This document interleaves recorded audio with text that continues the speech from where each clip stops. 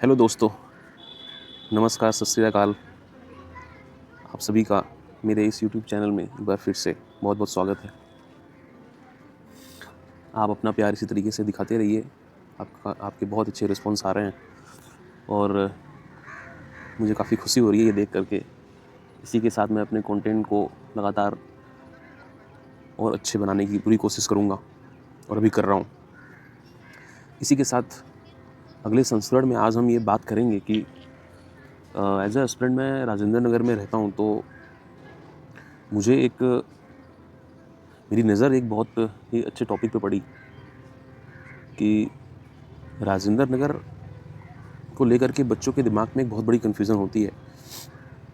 क्या राजेंद्र नगर से ही यूपीएससी की तैयारी हो सकती है, या आप घर रह के अपने घर के अंदर एक कमरे में बैठ करके भी इस तैयारी को कर सकते हैं? तो मैंने सोचा आज इसी टॉपिक पे बात करते हैं और अपने ख्यालात जो है वो साझा करते हैं अपने जूनियर्स के साथ, अपने स्टूडेंट्स के साथ। तो आइए इस पर्दे पे थोड़ा सा इसको टटोलने की कोशिश करते हैं। तो दोस्तों, हर यूपीएससी एस्पिरेंट जो भी है, जिसको यूपीएससी की तैयारी करनी है, वो कभी ना कभी ये ज़रूर सोचता है कि क्या मुझे राजेंद्र नगर जाना चाहिए।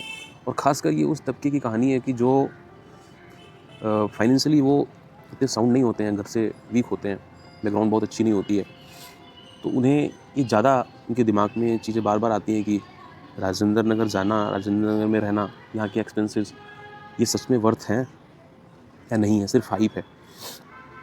तो आप यकीन मानिए, मैं जिस एंगल से, जिस तरीके से मैं आपको इस पूरे मसले पे जो मैं आपको अपने एक्सपीरियंसेस से जो साझा करने वाला हूँ, उसको आपको इसके तह तक जाने में काफ़ी हेल्प मिलेगा और आप समझ पाएंगे कि इसके पीछे हकीकत क्या है और क्या रियलिटी है।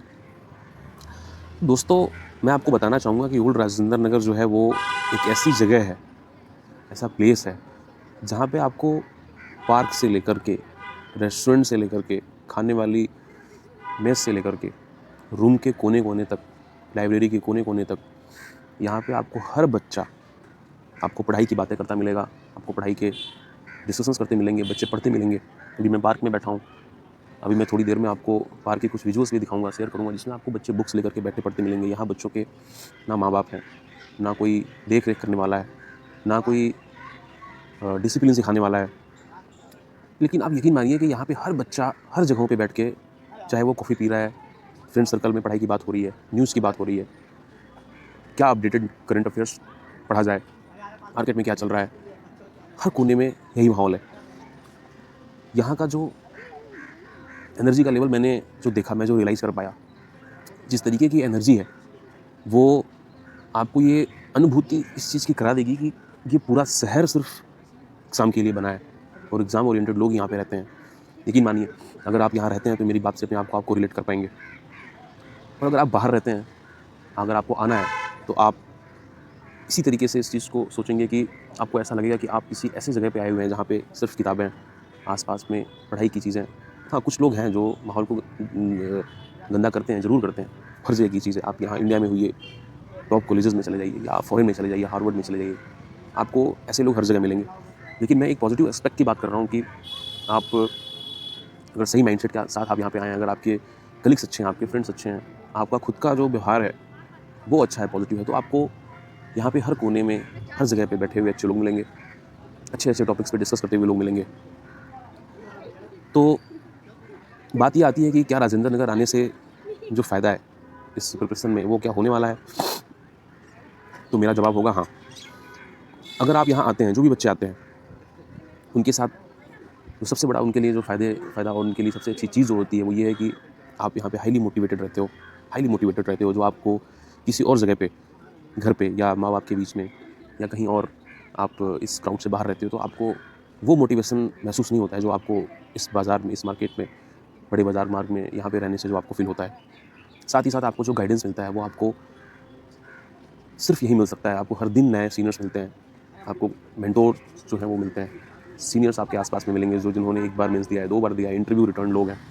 वो क्राउड आपको यही मिलेगी, घूमते हुए, टहलते हुए, खाते हुए आपको मेस पे लोग मिलेंगे, चाय पीते हुए आपको ऐसे लोग मिलेंगे। आईएएस के अलावा जो और सर्विसेज में, आईएएस के अलावा जो आईपीएस या IRS, railway services, foreign services के जो लोग हैं वो रीट्राई भी करते हैं, वो लोग भी यहीं आपको मिलेंगे इसी राजेंद्र नगर में घूमते हुए। डिपेंड करता है कि आपकी काबिलियत कैसी है, आप लोगों से कैसे कनेक्ट कर पाते हो, आप किस डायरेक्शन में हो, कैसी संगति आप चाहते हो। लेकिन इसमें फ़र्क ये हो जाता है कि अगर आपका जो मोटिव है वो अच्छा है तो आपको ये सारे अच्छे लोग यहाँ पे मिलते जाएंगे और आपको जो ये मोटिवेशन है वो काम भी आएगा आपके लिए, और आप कहीं ना कहीं इसका भरपूर रूप से इसका आप उपयोग कर पाओगे अपनी लाइफ में।